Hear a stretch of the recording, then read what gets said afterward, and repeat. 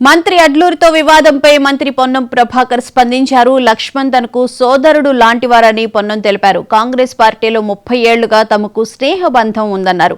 అడ్లూరి మనసు నొచ్చుకున్నందుకు తాను విచారిస్తున్నానని చెప్పారు. రాజకీయ దురుద్దేశంతో కొందరు కావాలనే తన వ్యాఖ్యలను వక్రీకరించారని వెల్లడించారు. పీసీసీ చీఫ్ మహేష్ గౌడ్ ఇంటికి చేరుకున్న పొన్నం ఎవరితో ఎలాంటి విభేదాలు లేవని క్లారిటీ ఇచ్చారు. సోదర భావంలోనే ఉన్నామని తెలిపారు. అన్నదమ్ములానే తాము కలిసిమెలిసి ఉన్నామని పొన్నం ప్రభాకర్ వివరణ ఇచ్చారు.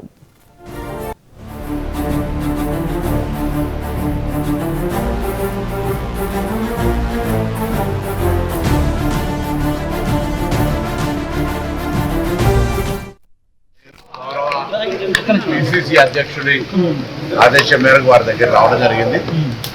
ఇది మా పార్టీకి సంబంధించిన అంశం. దీనిలో నేను వాస్తవంగా లక్ష్మణ్ కుమార్ గారు నా సోదరుడు 30 సంవత్సరాల రాజకీయాలు ఎప్పుడు కూడా ఒక మాట అనలేదు.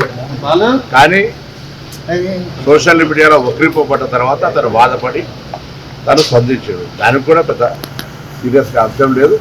అతను బాధపడితే నేను చింతిస్తాను, విచారం వ్యక్తం చేస్తున్నాను. దానికి నేను మా ఇద్దరు అన్నదమ్ముల మధ్యలో జరిగేటువంటి అంశంకు దీనికి సంబంధించిన పెద్ద తీసుకోవాల్సిన అవసరం లేదని నేను భావిస్తాను.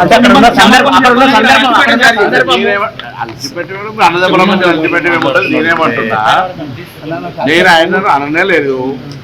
పత్రికలో వచ్చిన వార్తల పట్ల తన కొంత అపోహ చెందుండొచ్చు.